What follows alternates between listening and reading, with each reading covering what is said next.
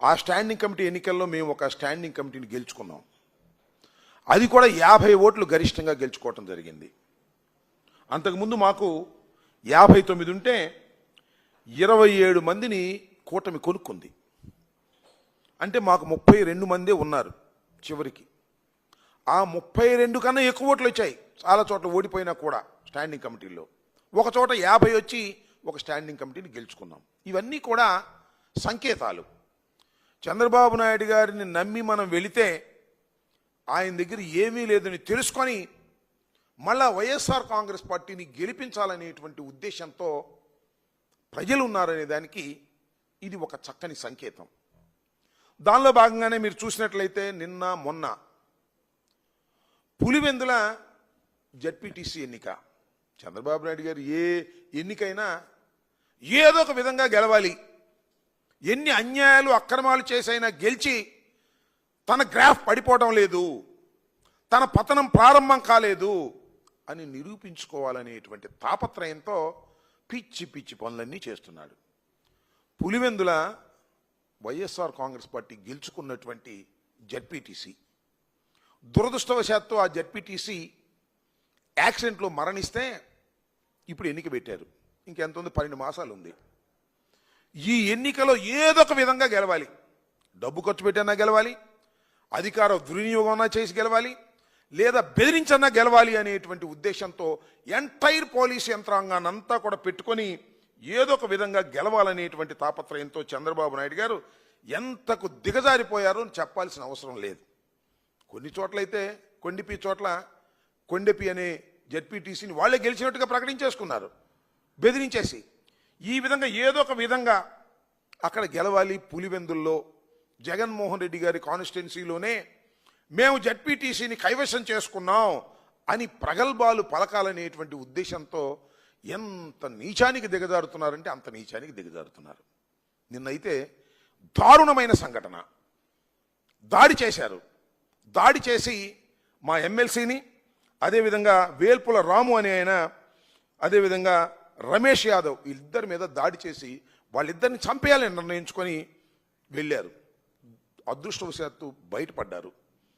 Petrol పోసి తగలేసేయాలి కారులో సహా వాళ్ళని అని ఒక భయభ్రాంతులకు గురి చేసి మొత్తం టోటల్గా పులివెందుల కాన్స్టిట్యున్సీలో పులివెందుల జడ్పీటీసీని కైవసం చేసుకోవాలి బలవంతం చేసి అనేటువంటి భావనతో నిస్సిగ్గుగా వ్యవహరించేటటువంటి కార్యక్రమం చేస్తున్నారు. ఇక పోలీసు వారైతే చెప్పాల్సిన అవసరమే లేదు. తెలుగుదేశం పార్టీ రవడీలుగా వ్యవహరించేటటువంటి పరిస్థితి. మా వాళ్ళ మీద దాడి జరుగుతుంటే సినిమా చూసినట్టు చూస్తున్నారు. దాడి జరిగిన తర్వాత ఎవరైతే గాయపడ్డారో వాళ్ళ మీద కేసులు పెట్టే కార్యక్రమం చేస్తున్నారు. వేల్పుల రాము మీద, రామలింగారెడ్డి మీద SC/ST కేసు పెట్టారండి. నిన్న చావు బతుకుల మధ్యన ఉన్నటువంటి ఆ వ్యక్తి మీద, వైఎస్ఆర్ కాంగ్రెస్ పార్టీ నాయకుడైనటువంటి వ్యక్తి మీద కేసు పెట్టారు. అంటే మమ్మల్ని కొట్టిన తర్వాత మా మీదే కేసులు పెట్టేటటువంటి కార్యక్రమం పోలీస్ యంత్రాంగం చేస్తున్నది. ఇక్కడ ఒక విచిత్రమైన విషయం చెప్తా. నేను ఒక DSP గారు నేను కూడా చూసా. సతీష్ రెడ్డి గారు వెళ్ళి అడుగుతూ ఉన్నాడు, ఏమండి మీరు దీని మీద యాక్షన్ తీసుకోరా అని. సతీష్ రెడ్డి గారు అదేవిధంగా MP గారు వెళ్ళి అడిగితే ఆయన ఏం చెప్తాడని నాకు అర్థం కాలేదు. మేము యాక్షన్ తీసుకుంటామండి, FIR ప్రకారం చేస్తామని అనొచ్చు కదా. ఇంతకుముందు ప్రభుత్వం కన్నా కూడా మెరుగైన శాంతి భద్రతలు ఇస్తాం. ఆ మాట ఏంటి? ఇంతకుముందు ప్రభుత్వ సంగతి మీకెందుకు అంటే are you politician? DSP is acting like a politician. అంతకుముందు ప్రభుత్వం కన్నా కూడా ఇప్పుడు మెరుగైనటువంటి లా అండ్ ఆర్డర్ను మేము మెయింటైన్ చేస్తామని పొలిటికల్ మాటలు మాట్లాడే స్థాయికి కాకి బట్టలు వేసుకున్నటువంటి పోలీసు అధికారులు ఎందుకు దిగజారిపోయారని నేను ఇక్కడ ప్రశ్నించదలుచుకున్నా. అంతేకాదు, కోయా ప్రవీణ్ కర్నూలు DIG గారు ఆయన ఏం మాట్లాడతాడండి? పక్క గ్రామానికి వెళ్ళి పత్తి వ్యాపారం ఏంటి అని అంటాడు. ఎన్నికల్లో మా నాయకులు పక్క గ్రామం వెళ్ళి ప్రచారం చేస్తే అక్కడ గొడవ జరిగితే అక్కడ మా వాళ్ళ మీద కొట్టి చంపడానికి ప్రయత్నం చేస్తే మా వాళ్ళు అన్నాడు పక్క గ్రామానికి వెళ్ళి పత్తి వ్యాపారం ఏంటని. నాకు అర్థం కాల. వైఎస్ఆర్ కాంగ్రెస్ పార్టీకి సంబంధించినటువంటి నాయకులు ఎన్నికలు జరుగుతున్నప్పుడు ఆ గ్రామానికి వెళ్ళి ప్రచారం చేస్తే తప్పెలా అవుతుందని అడుగుతా ఉన్నా. Who are you to question that? మీరు అక్కడ రక్షణ ఇవ్వాల్సినటువంటి బాధ్యత ఉంది, లా అండ్ ఆర్డర్ని కాపాడవలసినటువంటి బాధ్యత ఉంది. ఏం మాట్లాడతాడండి? పక్క గ్రామానికి వెళ్ళి పత్తి వ్యాపారం చేస్తే ఇలాంటి సంఘటనలే జరుగుతాయి. ఒకటి. రెండోది ఏమంటాడు, అసలు తలకాయలు తెగిపడిపోయాయి, మేము ఉండబట్టి తలకాయలు పగిలే వరకు ఆపాం. అంటే ఏంటి ఉద్దేశం? తలకాయలు పగిలే వరకు ఎలవ్ చేసి తలకాయలు లేపకోకుండా జాగ్రత్త చేశావా? ఇదేనా ఒక ఐపీఎస్ ఆఫీసర్ మాట్లాడవలసినటువంటి పని? ఇలాంటి తప్పుడు మాటలు మాట్లాడి చంద్రబాబు సంఖ కింద చేరి ఈ కోయా ప్రవీణ్ అనేటువంటి డిఐజీ ఐపీఎస్ ఆఫీసర్ ప్రవర్తిస్తూ ఉంటే ఇంకా లా అండ్ ఆర్డర్ ఏముంటుంది? మొత్తం పులివెందుల్లో తెలుగుదేశం పార్టీని గెలిపించి వైఎస్ఆర్ కాంగ్రెస్ పార్టీని ఓడించడానికి పోలీసులే బాధ్యత తీసుకున్నట్టుగా కనిపించడం లేదా అని అడుగుతా ఉన్నా. అయ్యా కొయ్య ప్రవీణ్ గారు, మీరు కాకి బట్టలు వేసుకొని చంద్రబాబు కాళ్ళ పూజ చేయడానికి కాదు మీరున్నది. మీరు లా అండ్ ఆర్డర్ కాపాడటానికి, ఇలాంటి సంఘటనలు జరిగినప్పుడు తక్షణమే రియాక్ట్ కావడానికి మీకు ఆ హక్కులు ఉన్నాయి. మీరు అలా కారు. చంద్రబాబు నాయుడు గారు మోచేత నీళ్లు తాగేటటువంటి పరిస్థితికి మీరు దిగజారిపోయారు. మా వాళ్ళ మీద కేసులు పెట్టారు, దెబ్బలు తగిన వాళ్ళ మీద. నేను అడుగుతా ఉన్నా, నిన్న రాము మీద, అదేవిధంగా రమేష్ యాదవ్ మీద దాడి జరిగితే వాళ్ళ మీద 307 మీరు బుక్ చేశారు, ఎందుకు అరెస్ట్ చేయని అడుగుతా ఉన్నా. అంటే ఎన్నికల దాకా అరెస్ట్ చేయరా? 12వ తారీఖు పోలింగ్ అయ్యేంత వరకు వాళ్ళకి రక్షణగా మీరు ఉండేటటువంటి పరిస్థితి చేస్తున్నారు. ఏదో ఒక విధంగా వాళ్ళందరినీ విచ్చలవిడిగా తిరిగేటట్టుగా చేసి, భయభ్రాంతులకు గురి చేసి, ఏదో ఒక విధంగా వైఎస్ఆర్సీపీని ఓడించాలనేటువంటి దురుద్దేశంతో ఇవాళ అక్కడ ఉన్నటువంటి పోలీసు అధికారులు ప్రవర్తించడం చూస్తే ప్రజాస్వామ్యం ఎక్కడికి పోతుందో అర్థం కానటువంటి దౌర్భాగ్యమైన పరిస్థితికి ఇవాళ దిగజారిపోయిందని కూడా ఈ సందర్భంగా నేను చెప్పదలుచుకున్నాను. మా రాము మీద కేసు పెట్టారు, ఎస్సీ ఎస్టీ కేసు. ఎఫ్ఐఆర్ కూడా కనపడనీరు. ముందుకెళ్ళి కోర్టులో ఏమన్నా మేము తీసుకుంటామేమోనని. అంటే ఎన్నికల రోజున వీళ్ళందరినీ కూడా కట్ చేసి పారేయాలి, ఎన్నికల రోజున వీళ్ళందరినీ అరెస్ట్ చేసేయాలి, అరెస్ట్ చేసేసి పోలింగ్కి ఎవరికి వెళ్ళకోకుండా భయాందోళన గురి చేయాలి, కేవలం తెలుగుదేశం పార్టీ వాళ్ళు మాత్రమే వెళ్ళి ఓట్లు వేసుకోవాలి అనేటటువంటి ఒక ప్రక్రియని, ఒక ఎజెండాని చంద్రబాబు నాయుడు గారి ఆదేశాల మేరకు పోలీసు యంత్రాంగం పనిచేస్తున్నది.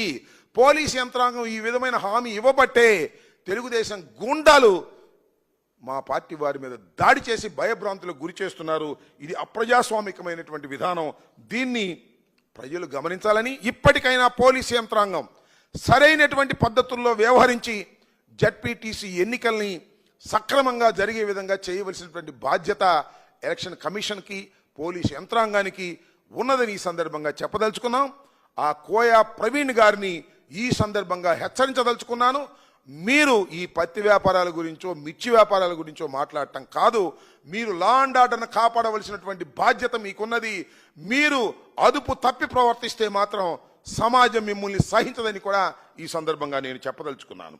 ఈ విధంగా ఏదో ఒక విధంగా పులివెందుల్లో గందరగోళం చేయాలనేటువంటి విధానాన్ని వైఎస్ఆర్ కాంగ్రెస్ పార్టీ తీవ్రంగా ఖండిస్తుందని, అనేకమైన దాడులు చేసి భయపెట్టే కార్యక్రమాలు చేయటాన్ని కూడా నివారించవలసినటువంటి బాధ్యత అటు ఎలక్షన్ కమిషన్కి, ఇటు పోలీసు యంత్రాంగానికి ఉన్నదని ఈ సందర్భంగా నేను విజ్ఞప్తి చేయదలుచుకున్నాను. ఇకపోతే చంద్రబాబు నాయుడు గారి కేబినెట్ సమావేశం జరిగింది. దానిలో అనేకమైన నిర్ణయాలు తీసుకున్నారు. ప్రధానంగా 3 నిర్ణయాల గురించి మీకు బ్రీఫ్ చేయాలని నేను అనుకుంటున్నాను. దానిలో సింగపూర్ వ్యవహారం, అది సామెత చెప్పినట్టుగా ఇటువరకు ఒక సామెత ఉండేది చూశారు కదా, అద్దంకి సింగడు వెళ్ళాడని. ఇప్పుడు ఆ సామెత కొద్దిగా మారింది, అద్దంకి సింగపూర్ వెళ్ళాడని ఆ సామెతగా ఉంది. చంద్రబాబు నాయుడు గారు కుమార సమేతంగా లావాదేవీలు తేల్చుకోవడానికి సింగపూర్లో మరి పెట్టుబడులు పెట్టారో, రావాల్సిన డబ్బులు కోసం వెళ్ళారో, సింగపూర్ వెళ్ళి 5 రోజుల పాటు అక్కడ పర్యటన చేశారు. ఏమి సాధించారు మీరు? అక్కడికి వెళ్ళి మళ్ళీ సింగర్లాగానే తిరిగి వచ్చారు. తిరిగి వచ్చిన తర్వాత పాపం ఎంత శోకతప్త హృదయంతో ఉన్నారో అర్థమవుతుంది. నిన్న చాలా బాధపడతాడు. మరి లక్షల కోట్లు కాజేయాలనేటువంటి ఒక దురుద్దేశంతో సింగపూర్ పర్యటనకు వెళ్ళినటువంటి నారా చంద్రబాబు నాయుడు గారు, నారా లోకేష్ గారికి అక్కడ గిట్టకపోయేసరికి ఎంత బాధపడాలో అంత బాధపడి మా మీద బురదజల్లే కార్యక్రమం చేస్తున్నాడు. అసలు ఒక చిన్న విషయం అండి, చంద్రబాబు నాయుడు గారిని అడుగుతున్నా, లోకేష్ గారిని అడుగుతా ఉన్నా, రాష్ట్ర ప్రజలను కూడా ఆలోచించమని ఈ సందర్భంగా నేను చెప్పదలుచుకున్నా. సింగపూర్ ప్రభుత్వానికి ఏమి సంబంధం? అసలు సింగపూర్ ప్రభుత్వానికి సంబంధమే లేదు. సింగపూర్లో ఉన్నటువంటి కొన్ని కంపెనీలు, మన రాష్ట్రంలో కొన్ని ప్రైవేట్ కంపెనీలు ఉన్నాయి కదా, అలాంటి కంపెనీలు వాళ్ళు ఇక్కడ పెట్టుబడి పెట్టడానికి వచ్చారు ముందుకు.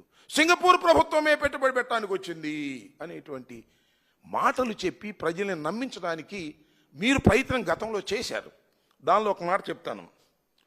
పార్లమెంట్ సభ్యుడు, సింగపూర్కు సంబంధించినటువంటి పార్లమెంట్ సభ్యుడు లియోన్ ఫెలీలా అనే ఆయన పార్లమెంట్లో క్వశ్చన్ వేశాడు. ఎప్పుడు 2019లో ఏం వేశాడంటే, చంద్రబాబు ఫ్రెండ్ ఈశ్వర్ని అడిగాడు, అసలు సింగపూర్ ప్రభుత్వం ఏపీ ప్రభుత్వానికి ఏమైనా సంబంధం ఉందా, సింగపూర్ ప్రభుత్వం పెట్టుబడులు పెడుతుందా అని అడిగాడు.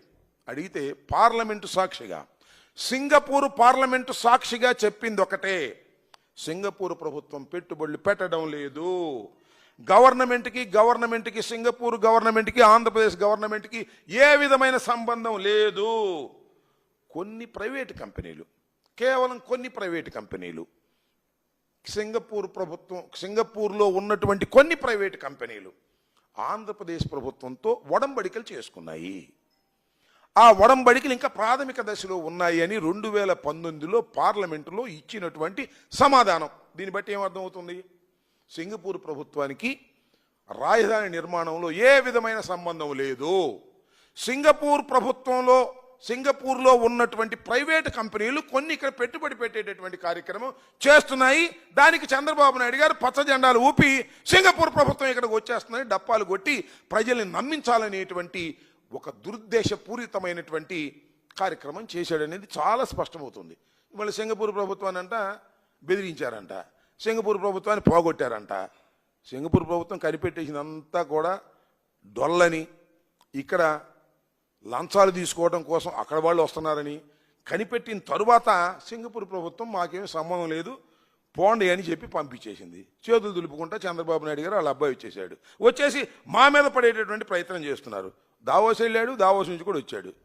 ఏమో నేను అడుగుతానండి చంద్రబాబు నాయుడు గారు, లోకేష్ గారు, చంద్రబాబు నాయుడు గారు ఇప్పుడైనా కానీ 58 సార్లు సింగపూర్ పర్యటనకు వెళ్ళాడు రాష్ట్ర ప్రభుత్వం తరపున. ఒక్క పైసా, ఒక్క రూపాయి నువ్వు ఇక్కడ పెట్టుబడులు పెట్టినటువంటి సందర్భం ఉంటే చెప్పయ్యా. ఎందుకు ఈ డొల్లతనం అంతా, ఎందుకు ఈ మోసాలని కార్యక్రమాలు చేస్తున్నారు? ఎంత విచిత్రం అంటే, రాజధాని ఏరియాలో సీడ్ క్యాపిటల్ కోసం 1691 ఎకరం కేటాయిస్తే దానిలో 58% సింగపూర్ కంపెనీలకి అంటే ప్రైవేట్ కంపెనీలకి 58%, మనకు మాత్రం 42%. వాళ్ళు ₹1 పెట్టుబడి పెట్టరంట. మనమే 18,000 కోట్లు మనం పెట్టుబడి పెడతామంటే వాళ్ళు వచ్చి డిజైన్లు ఇస్తారంట. వాళ్ళకేమో 58% అంట, మనకేమో 42% అంట. ఇంత దౌర్భాగ్యమైనటువంటి అగ్రిమెంట్ చేసుకున్నారు కాబట్టే ఫెయిల్ అయిపోయింది. దానికి జగన్మోహన్ రెడ్డి గారి మీద, మా ప్రభుత్వం మీద పడి ఏడ్చేటటువంటి కార్యక్రమం చంద్రబాబు నాయుడు గారు చేస్తున్నారు. చంద్రబాబు నాయుడు గారు డప్పాలు కొట్టడం తప్ప సింగపూర్లో ఉన్నటువంటి ప్రభుత్వానికి, ఇక్కడ ఉన్నటువంటి ప్రభుత్వానికి ఏ విధమైన సంబంధం లేదనేటువంటి అంశాన్ని ఇప్పటికైనా మీరు తెలుసుకోండి ప్రజలు. అదేవిధంగా చంద్రబాబు నాయుడు గారు కూడా విషయం బహిరంగంగా చెప్పుకోకుండా దాటవేసే ప్రయత్నం చేసి ప్రజల్ని మరింత మోసం చేసే కార్యక్రమం చేస్తున్నాడు. ఇది సరైనటువంటి విధానం కాదని కూడా ఈ సందర్భంగా నేను చెప్పదలుచుకున్నాను. ఇక రెండో నిర్ణయం, సింగపూర్ తర్వాత ఆర్టీసీ ఉచిత బస్సు, దానికి ఏదో పేరు పెట్టారండి, లిక్కర్ కాదు, స్త్రీ శక్తి. ఇవాళ వాళ్ళ అఫీషియల్ పేపర్లో రాస్తున్నారు, లోకేష్ చొరవతో ఈ నిర్ణయం తీసుకున్నారంట. 14 మాసాల తరువాత, ఎమ్మటే కాదు, ప్రభుత్వం వచ్చి 14 మాసాలు అయింది. దానికి లోకేష్ చొరవతో తీసుకున్నారు. లోకేష్ చొరవ లేకపోతే తీసుకునే వాళ్ళు కాదనమాట. అసలు మీరేమి నిర్ణయం తీసుకున్నారు? ఎంత మోసం చేశారు? మహిళలకు మీరేం చెప్పారు? ఎన్నికలకు ముందు మహిళలకు ఏం చెప్పారు? ఇవాళ మీరేం చేస్తున్నారు? ఎంత మోసం చేస్తున్నారు? ఇది కూడా అరకొరగా చేసి మళ్ళా మహిళలను మోసం చేసేటటువంటి కార్యక్రమం చేస్తున్నటువంటి ఒక దౌర్భాగ్యమైనటువంటి కార్యక్రమానికి ఇవాళ తెరలేపారు. ఆఫ్టర్ 14 months మీరేం చెప్పారో ఒకసారి చూడమని కూడా ఈ సందర్భంగా మనవి చేస్తున్నా. చంద్రబాబు నాయుడు గారు ఏం చెప్పారో, వాళ్ళు అడ్వర్టైజ్మెంట్స్ ఏం చెప్పారో ఒక్కసారి రాష్ట్ర ప్రజానీకం తెలుసుకోవాల్సినటువంటి బాధ్యత ఉన్నదని ఈ సందర్భంగా నేను చెప్పదలుచుకున్నాను. ఒకసారి ప్లే చేయండి. అది ఒక కప్పు టీ కూడా ఇవ్వాలని అంత బిజీయా? ఏం రాస్తున్నావు? మనం మొక్కులు తీర్చాలండి. ఆ యాత్రకు లిస్ట్ ప్రిపేర్ చేస్తున్నా. 5 సంవత్సరాల నుంచి అడుగుతున్నాం తీసుకెళ్ళండి అని. వీటన్నిటికీ ఇంత ఖర్చుకి నా దగ్గర డబ్బులు లేవమ్మా. మన పరిస్థితి నాకు తెలీదా అండి, కానీ మీరు ఒక పని చేస్తే మన ఖర్చు నుంచి సగం తగ్గించుకోవచ్చు. ఎలా? వచ్చే ఎన్నికల్లో గాజు గ్లాస్ కి ఓటు వేయండి. వేస్తే జూన్ 4న జనసేన టీడీపీ బీజేపీ కూటమి ప్రభుత్వం రాగానే మహిళలకు రాష్ట్రంలో ఎక్కడికి వెళ్ళినా బస్సు ప్రయాణం ఉచితం. మేము ఎక్కడికి వెళ్ళినా స్వేచ్ఛగా వెళ్ళొచ్చు. నిజమా? నిజంగా నిజమండి. మన భారంలో సగం తగ్గుతుంది అంటే ఈసారి నా ఓటు ఖచ్చితంగా గాజు గ్లాస్కే. జనసేన టీడీపీ బీజేపీ కూటమికి. మన భారం తగ్గడమే కాదు, అన్నింటికంటే ముఖ్యంగా స్వేచ్ఛ దొరుకుతుందండి.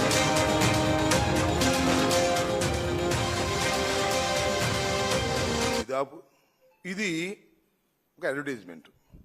ఎన్నికలకు ముందు మహిళలని అట్రాక్ట్ చేయటం కోసం ఉచిత బస్సు అనేది వాళ్ళు ఏమి రాసుకుంటుందో చూశారుగా భర్త గారి ముందు. ఇదంతా యాడ్. కాణిపాకం, తిరుపతి, కాళహస్తి ఇలా పుస్తకాలు రాసుకుంటుంది.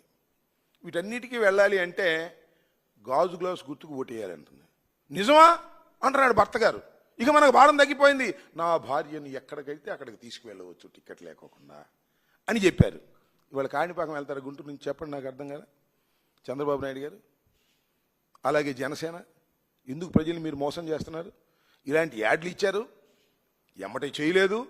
పోనీ 14 మాసాల తర్వాత చేసినా కూడా ఏంటి మీరు ఇచ్చినటువంటి వ్యవహారం? ఇవాళ ఎన్ని బస్సులకి ఇస్తున్నారు మీరు? మొత్తం 1600 బస్సులు, 16,000 బస్సులు ఉంటే 6,000 బస్సుల్లో మాత్రమే ప్రయాణం. ఈ 6,000 బస్సులు జిల్లా దాటి బయటికి వెళ్ళవు. ఒక ఎక్స్ప్రెస్ మాత్రమే జిల్లా దాటి బయటికి వెళ్తుంది, అది కూడా 150 కిలోమీటర్లు. ఇక్కడ నుంచి కాణిపాకం వెళ్ళాలన్నా, ఇక్కడ నుంచి హైదరాబాద్ వెళ్ళాలన్నా ఒక మహిళకు సాధ్యమేనా? ఉచితంగా సాధ్యమే. అంటే ఇవాళ బయలుదేరితే 2 రోజులకి వెళ్తారు. ఈ బస్సు దిగి ఆ బస్సు, ఆ బస్సు దిగి ఆ బస్సు, అట్లా ఎక్కితే ప్లాన్ చేసుకుంటే. ఏంటి దౌర్భాగ్యం? నాకు అర్థం కాల. చెప్పిందేంటి, చేసిందేంటి బాబు గారు అని అడుగుతా ఉన్నా. బాబు గారు ఏం చెప్పాడు కూడా మీరు ఇక్కడ వినాలి. అసలు చూడండి ఒకసారి బాబు గారు ఎంత బ్రహ్మాండంగా చెప్పాడు ఎన్నికలకు ముందు. ఒకసారి ఏంటి అయ్యా? ఆర్టీసీ బస్సుల్లో ఉచిత ప్రయాణ సౌకర్యం ఇవ్వమని నేనే డ్రైవర్ని, సేఫ్ డ్రైవర్ని. మీరు బస్సు ఎక్కితే ఒకటే చెప్పండి, మా చంద్రన్న చెప్పాడు, నేను ఏ ఊరికి పోవాలన్నా నువ్వేం అడగడానికి వీలు లేదు. నేను పని చేయాలంటే పలానూరికి పోతా, పుట్టింటికి పలానూరికి పోతా, నాకు ఇచ్చిన హక్కు చంద్రన్న అని గట్టిగా చెప్పండి. అడిగితే నేనున్నానని చెప్పండి. ఏమీ భయపడక్కర్లేదు. పలానూరుకు పో. ఏందో పలానూరు? ఇక్కడ ఎక్కి పలానూరుకి వెళ్ళండి. ఇక్కడ ఎక్కి మన రాష్ట్రంలో వైజాగ్ వెళ్ళడానికి కుదిరిద్దా? ముందు ఏం చెప్పావు? నేనే సేఫ్ డ్రైవర్ని. ఏం సేఫ్ డ్రైవర్ అయ్యా? హక్కు ఇచ్చాడు చంద్రన్న, ఎక్కి కూర్చోవటమే, వెళ్ళిపోవటమే విశాఖపట్నం. కుదిరిద్దా?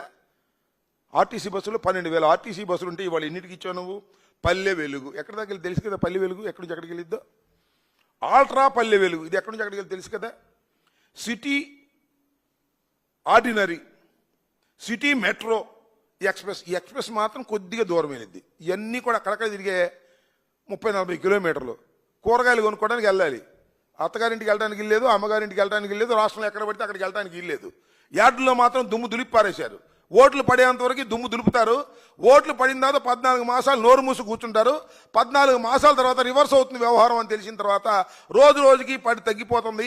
వైఎస్ఆర్ కాంగ్రెస్ పార్టీ పెరిగిపోతుంది, వైఎస్ఆర్ కాంగ్రెస్ పార్టీ విమర్శిస్తుంది అని తెలిసిన తర్వాత మీరిచ్చిన వాగ్దానానికి భిన్నంగా అరకొరగా ఇచ్చి ప్రజల్ని మోసం చేసేటటువంటి దౌర్భాగ్యమైన పరిస్థితికి మీరు దిగజారిపోయారు. అంటే ఈ దేశంలో, ఈ రాష్ట్రంలో, ముఖ్యంగా ఈ రాష్ట్రంలో ఉన్నటువంటి మహిళల్ని చీట్ చేస్తున్నటువంటి ప్రభుత్వం చంద్రబాబు నాయుడు గారి ప్రభుత్వం. చీట్ చేస్తున్నటువంటి ప్రభుత్వం తెలుగుదేశం ప్రభుత్వం, కూటమి ప్రభుత్వం. చంద్రబాబు నాయుడు, నేను అడుగుతా ఉన్నా చంద్రబాబు నాయుడు గారు, మిమ్మల్ని ఇప్పుడు 420 అంటే తప్పేంటి? ఇన్ని మోసాలు చేసి, ఇంత గందరగోళాలు చేసి, స్త్రీ శక్తి అని చెప్పి, ఇలా చెప్పి అన్నిటినీ ఎగ్గొట్టేటటువంటి కార్యక్రమాలు చేస్తున్నటువంటి చంద్రబాబు నాయుడు గారి పద్ధతి ఏ విధంగా ఉందో ఒక్కసారి మీరు తెలుసుకోవాలని కూడా ఈ సందర్భంగా నేను చెప్పదలుచుకున్నాను. ఇంకపోతే సింగపూర్, ఇకపోతే లిక్కర్. నిన్న లిక్కర్ షాపుల గురించి కూడా చంద్రబాబు నాయుడు గారు ఒక నిర్ణయం తీసుకున్నారు. ఏంటంటే పర్మిట్ రూములంట. చాలా చిత్రం. అయ్యా నాకు తెలుగుడితే టోటల్ లిక్కర్ స్కామ్ అంతా, టోటల్ లిక్కర్ విధానం అంతా కూడా ఫాల్స్ కాదు, స్కామ్. ఒకటి చెప్తున్నా, ఇవాళ మద్యం ఏరులై పారుతా ఉంది రాష్ట్రంలో. వైఎస్ఆర్ కాంగ్రెస్ పార్టీ అధికారంలోకి వచ్చిన తర్వాత మద్యాన్ని తగ్గించాలి, వాడకాన్ని తగ్గించాలి అనేటువంటి దృక్పథంతో ప్రభుత్వం పనిచేసింది. ప్రభుత్వం పనిచేయటమే కాదు, మొత్తం టోటల్గా ఉన్నటువంటి బెల్ట్ షాపులు మొత్తాన్ని రద్దు చేసేసింది. 4380 దుకాణాలు ప్రైవేట్ రంగంలో తెలుగుదేశం ప్రభుత్వంలో ఉన్నప్పుడు వాళ్ళ సిండికేట్ కైవసం చేసుకొని వాళ్ళే నడుపుకుంటూ వాళ్ళే దందాలు చేసుకుంటూ విపరీతంగా అమ్మాలనే ధోరణి నుంచి దాన్ని తగ్గించి వాటిని మొత్తం టోటల్గా 2014-19లో ఇన్ని షాపులుంటే షాపులు మొత్తాన్ని రద్దు చేశాం. ప్రభుత్వమే లిక్కర్ను అమ్మేటటువంటి కార్యక్రమం చేసేటటువంటి ఒక నూతనమైన పాలసీని తీసుకొచ్చారు. దానికి ప్రధానమైన కారణం మద్యాన్ని నియంత్రించాలి. మద్యం విపరీతంగా తాగి ఆరోగ్యాలు చెడగొట్టుకుంటున్నారు అంటే అప్పుడు ఆరోగ్యాన్ని చెడగొట్టుకోవాల్సిన అవసరం లేదంట. అప్పుడు నాణ్యమైన మందు వచ్చిందంట. మరి ఆరోగ్యం బాగా పెంపొందిదో లేదో నాకు తెలియదు. నాణ్యమైన మందు సరఫరా అన్నాడు. ఇప్పుడు నాణ్యమైన మందు ఇస్తున్నారంట. ఏంటో నాకు అర్థం కాల. సేమ్ డిస్టిలరీ నుంచే వచ్చేటటువంటి మందు కింద మరి మద్యం ఆరోగ్యానికి హానికరం అని రాస్తారు. మరి ఈ నాణ్యమైన మందు మీద ఇది నాణ్యమైన మందు ఆరోగ్యానికి హానికరం కాదు అని రాస్తున్నారేమో నాకు తెలియదు, నేను చూడలా. ఆరోగ్యానికి హానికరం లేని మందు ఇస్తున్నామని చెప్పి ఇవాళ దుష్ప్రచారం చేసేటటువంటి కార్యక్రమానికి ఇవాళ తెలుగుదేశం పార్టీ తెగబడిందని మనవి చేస్తున్నా. ఇవాళ నేను అడుగుతా ఉన్నా, మొత్తం రద్దు చేశాం మేము. సక్రమంగా నడిపినటువంటి వ్యాపారం దాని మీద ఇవాళ లిక్కర్ స్కాములను పెట్టి అందరినీ అరెస్ట్ చేయాలని ఒక దుర్బుద్ధితో మీరు ప్రవర్తన చేస్తూ ఉన్నారు. మొత్తం సిండికేట్లు మొత్తాన్ని రద్దు చేశాం. ప్రభుత్వం వైపు నుంచే మొత్తం నడిపేటటువంటి కార్యక్రమం చేసినటువంటి విధానం మీరు చూశారో లేదో. చంద్రబాబు నాయుడు గారు ఈ దుకాణాల పాలసీని ముందు పెట్టేటప్పుడు ఏం చేశారంటే 9.5 నుంచి 10% మాత్రమే బ్రాందీ షాపులకి కమిషన్ అని చెప్పాడు. దాని మీద పాడుకున్నారు. పాడుకున్న తర్వాత దాన్ని ఒకసారిగా 14.5 నుంచి 15%కి పెంచాడు. ముందెందుకు చెప్పలేదు? తర్వాత ఎందుకు పెంచావు? బేరమేగా. దీనిలో ఏమైనా రాసి ఉందా? అర్థం కాదా? ముందేమో 9.5 10% ఇస్తానని ముందు ప్రకటించావు. షాపులు పాడుకున్నారు. ఆ తర్వాత వాళ్ళు వచ్చి నీతో బేరాలు పెట్టుకున్నారు. బేరాలు పెట్టుకుని టింగ్ తీసుకున్నావు. నీకు అరగట్టు ఇంటి దగ్గరికి టింగ్ తీసుకుని దాన్ని 14.5 నుంచి 15%కి పెంచావు. ఇంత దౌర్భాగ్యంగా ఇంత డైరెక్ట్గా నువ్వు డబ్బులు తీసుకునే కార్యక్రమం చేసేటటువంటి విధానం చేస్తున్నావు.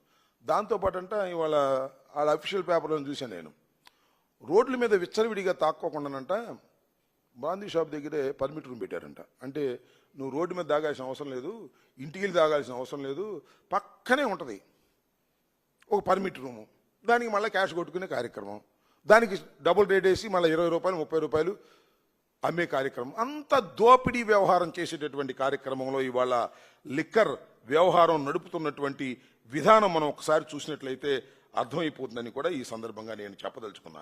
అంతేకాదు, పూర్వం కూడా మీరు ఒకసారి చూసినట్లయితే చంద్రబాబు నాయుడు గారు 2014 నుంచి 19 వరకు లిక్కర్ వ్యవహారంలో అనేక అవకతవకలకు పాల్పడినటువంటి విషయం.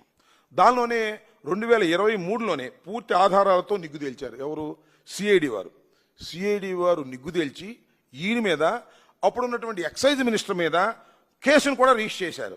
ఆ సెక్షన్లు ఏంటంటే IPC 166, 167, 409, 120B రెడ్ విత్ 34, అవినీతి నిరోధక చట్టం ప్రకారం సెక్షన్ 13(1), D రెడ్ విత్ 13(2). ఈ కేసులు ఈ స్కామ్ మీద రిజిస్టర్ చేశారు. 2014-19లో మీరు ఇచ్చినటువంటి పర్మిట్ రూముల గురించి కానీ, మీరు ఇచ్చినటువంటి బార్లకు కానీ, మీరు ఇచ్చినటువంటి వ్యవహారం మీద కూడా కేసు రిజిస్టర్ చేశారు. మీకు తెలుసో తెలీదు, ఆయన బెయిల్ మీద ఉన్నాడు ఇప్పుడు. ఆయన రవీంద్ర ఇద్దరు కూడా ఇదే కేసులో బెయిల్ మీద ఉన్నటువంటి సందర్భం కూడా ఈ సందర్భంగా నేను గుర్తు చేస్తున్నా. వైఎస్ఆర్సీపీ ఒక ట్రాన్స్పరెంట్ విధానంతో మద్యం పాలసీని తీసుకొచ్చి ఈ రాష్ట్రంలో ఉన్న బెల్ట్ షాపులు మొత్తాన్ని రద్దు చేసి స్ట్రిక్ట్గా చేస్తే దాని మీద మద్యం కేసు, లిక్కర్ కేసు అని పెట్టి అందరినీ అరెస్ట్ చేయాలని, అరెస్ట్ చేస్తామని బెదిరించే కార్యక్రమాలు చేస్తున్నారు. వీటన్నిటిని ఎదుర్కోవడానికి వైఎస్ఆర్ కాంగ్రెస్ పార్టీ సిద్ధంగా ఉందని కూడా ఈ సందర్భంగా నేను మనవి చేస్తున్నాను. చంద్రబాబు నాయుడు గారు లిక్కర్ వ్యవహారంలో కానీ, సింగపూర్ వ్యవహారంలో కానీ, మహిళల వ్యవహారంలో కానీ, అందరి వ్యవహారాల్లో పచ్చి మోసం చేసేటటువంటి కార్యక్రమానికి ఇవాళ దిగజారిపోయాడు.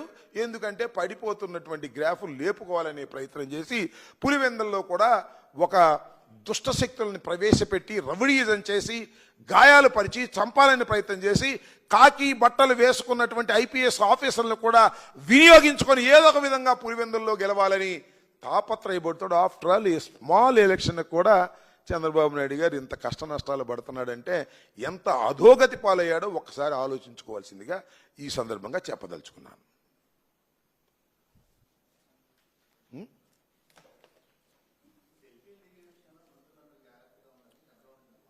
ఏంటి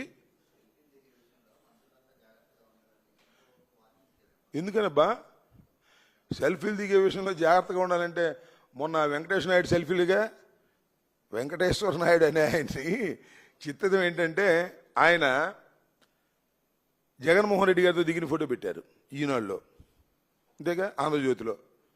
ఆయన చెవిరెడ్డికి బాగా సన్నిహితుడు అని పెట్టారు. ఆయన డబ్బులు లెక్కేస్తుంది పెట్టారు. అది మొన్న ఎలక్షన్లో పంచిన డబ్బులని. దానిలో 2,000 రూపాయలు కట్టలు ఉన్నాయి. చిత్రం 2,000 రూపాయల నోట్లు. అర్థం కాల. ఎమ్మటే కట్ చేస్తే కనవ పేపర్లో వచ్చింది, సాక్షి పేపర్లోకి వచ్చింది. ఎవరెవరితో దిగాడో, పెమ్మసాని చంద్రశేఖర్ దిగాడు, చంద్రబాబుతో దిగాడు. ఈ ఫోటోలే ఆధారమైతే చంద్రబాబు డబ్బులేగాయి, పెమ్మసాని చంద్రశేఖర్ డబ్బులేగాయి చెప్పొచ్చుగా. కాస్త అబద్ధం చెప్పినా అతికేదట్టు ఉండాలని ఒక సామెత ఉంది. మీరు కట్టుకథలు అల్లినా కాస్త అతికేదట్టు అల్లంటారా స్వామే, ఇష్టం వచ్చేట్టు అల్లటం. ఇప్పుడు ఏమంటాడు, మీరు సెల్ఫీలు దిగేటప్పుడు జాగ్రత్తగా దిగాలి అంటే తారైపోయే వాళ్ళతో దిగుతారా సెల్ఫీలు? నాకు అర్థం కాల. ఎంత చక్కగా దిగాడు ఆయన. పైగా ఆయన ఏదో ఫ్లైట్లో వెళ్తున్నాడంట, ఆ ఫ్లైట్ కూడా సీఎం రమేష్ అంట. ఏంటి అన్నీ కూడా ఇలాంటి ఊరిని చిన్న చిన్న వారి అన్ని సన్నాసి పనులు చేసే చంద్రబాబు నాయుడు ఆయనలాగానే అందరూ చేస్తారని మా మీద బురదల్లే కార్యక్రమాలు. ఏదో ఒక విధంగా చెవిరెడ్డిని ఇంకా ఇతర నాయకుల్ని, ఇతర ఐపీఎస్ ఆఫీసర్ని ఈ కేసులో ఇరికించి వేధించాలనే ప్రయత్నం చేస్తున్నటువంటి సిట్ సంగతి కూడా చెప్తున్నా. సిట్టు మీరు సక్రమంగా విచారణ చేయకపోతే డెఫినెట్గా మీరు జైల్లో సిట్టింగ్ చేయాల్సి వస్తుంది, గుర్తుపెట్టుకోండి. సిట్ అధికారులందరికీ చెప్తున్నా, మీరు చంద్రబాబు ఏం చెప్తే అది చేస్తున్నారు. 2,000 రూపాయల నోట్లు పెట్టి మీరు చేస్తున్నారు. మొన్న కూడా చూసాం కసిరెడ్డి దగ్గర 11 కోట్ల రూపాయలు ఎక్కడో ఫామ్ హౌస్లో, ఏదో కాలేజీ, ఇంజనీరింగ్ కాలేజీ వర్ధమాన్ కాలేజీలో చేశారంటే దాని మీద కోర్టులో విచారణ జరుగుతూ ఉంది. ఆ నోట్ల యొక్క నెంబర్లు, సీనియర్ నెంబర్లు ఇవ్వమంటే అవి ఇవ్వకుండా అక్కడక్కడ కలిపేస్తున్నారు. అంటే దొంగతనం చేశారు. పోలీసులే డబ్బులు తీసుకెళ్లి పెట్టి పట్టుకుంటారు. మీరు చూశారుగా చాలా చోట్ల జరుగుతూ ఉంటుంది. ఎవరి మీద కేసు బుక్ చేయాలంటే గంజాయి పెట్టి వాడి తెలియకుండా వెళ్ళి పట్టుకుంటారు. ఆ రకంగా సిట్ చేస్తుంది స్పెషల్ ఇన్వెస్టిగేషన్ టీం. ఐపీఎస్ అధికారులు, డిఎస్పీలు, సిఐలు, ఎస్ఐలు ఉన్నటువంటి టీం ఇవాళ చంద్రబాబు నాయుడు మోచేతి నీళ్లు దాగుతూ లోకేష్ చెప్పినట్టుగా మా నాయకుల్ని ఇరికించాలని మీరే నోట్లు తీసుకెళ్లి పెట్టేటటువంటి కార్యక్రమం చేస్తున్నారు. ఈ ప్రభుత్వం శాశ్వతంగా ఉండదు. న్యాయస్థానాల్లో అన్నీ బయటకు వస్తాయి. మీరు ఇదే విధంగా తీసుకెళ్లి డబ్బులు పెట్టినట్టుగా రుజువైతే SIT will be sit in the jail after 5 years. గుర్తుపెట్టుకోండి. ఐపీఎస్ ఆఫీసర్లు ఏమీ చట్టానికి అతీతులు కాదని మీరే చెప్పారుగా. జత్వానీ కేసులో తీసుకెళ్లి పిఎస్ఆర్ ఆంజనేయులు గారిని జైల్లో కూర్చోబెట్టారుగా. మిమ్మల్ని కూడా తీసుకెళ్లి జైల్లో కూర్చోబెట్టేటువంటి చట్టం ఉంది, మర్చిపోవద్దని మనం చేస్తున్నా. ఎంత దౌర్భాగ్యం అండి. నోట్లు కట్టలు తీసుకెళ్ళి మీరే పెడతారా? సిట్టు పెట్టి మా వాళ్ళని అరెస్ట్ చేసి వాళ్ళు ఆధారాలు ఇవన్నీ చూపించేటటువంటి కార్యక్రమం బెయిల్ ఇచ్చే సమయానికి తీసుకెళ్ళి పెడుతున్నారు. గుర్తుపెట్టుకోమని మనం చేస్తున్నా. టోటల్గా చంద్రబాబు నాయుడు గారి మోచేతి నీళ్లు దాగే ఆ కోయా ప్రవీణ్ లాంటి ఐపీఎస్ ఆఫీసర్లు, లేదు అక్కడ మణికంఠ లాంటి ఐపీఎస్ ఆఫీసర్లు, ఇక్కడ సిట్లో ఉన్నటువంటి ఐపీఎస్ ఆఫీసర్లు అందరికీ చెప్తున్నా, ఇది భారత రాజ్యాంగం ప్రకారం జరగవలసినటువంటి పరిపాలన తప్ప మీ ఇష్టానుసారంగా కాకి బట్టలు వేసుకొని తుపాకీ ఉందని, లాఠీ ఉందని మీ ఇష్టం వచ్చినట్టుగా చంద్రబాబు చెప్పినట్టుగా జులిపిస్తే కటకటాలు లెక్క వేయవలసిందే. గుర్తుపెట్టుకోమని కూడా ఈ సందర్భంగా చెప్పదలుచుకున్నాను. అంటే వాట్ ఈస్ దైర్ ఈ కోయా ప్రవీణ్ యొక్క ఉద్దేశం ఏమై ఉంటుందంటే, పోలీసు వారి ఉద్దేశం ఖచ్చితంగా 12వ తారీఖున ఎవరైతే వైఎస్ఆర్సీపీకి బలంగా ఉన్నటువంటి నాయకులందరినీ కూడా కేసులు పెట్టి వారిని అందరినీ ప్రివెంట్ చేసి ఎలక్షన్ జరుపుకోవాలి వన్ సైడెడ్గా అనేటువంటి కుట్ర జరుగుతుందని చాలా స్పష్టంగా అర్థమవుతా ఉంది. నేను దాడి ఏంటండి నాకు అర్థం కాల. ఆ దాడికి ఏమంటాడండి కోయా ప్రవీణ్? మేము లేకపోతే తలకాయలు తెగిపోయాయి, మేము ఉన్నాం కాబట్టి తలకాయలు పగిలిపోయేంత వరకు ఎలా చేశాం, తెగిదాకా ఒప్పుకోలేదు అని చెప్తున్నాడా? ఒక ఐపీఎస్ ఆఫీసర్ సిగ్గుందని అడుగుతా ఉన్నా. ఇలాంటి మాటలు మాట్లాడతారా? ఎన్నికల్లో పక్క ఊరికి వెళ్ళి పత్తి వ్యాపారం ఏంటి? ఏం మాటలు అవి? Are you politician or an IPS officer? ఆ రకంగా కామెంట్ చేస్తున్నప్పుడు ఏంటి మీకు? అంటే చంద్రబాబు నాయుడు మోచేతి నీళ్లు దాగుతామనే కదా అర్థం? That is not at all correct. IPS ఆఫీసర్గా పనిచేయాలి. అలా చేయకపోతే చట్టం పరిధిలోకి మీరు వస్తారు, గుర్తుపెట్టుకోమని కూడా ఈ సందర్భంగా నేను చెప్పదలుచుకున్నాను.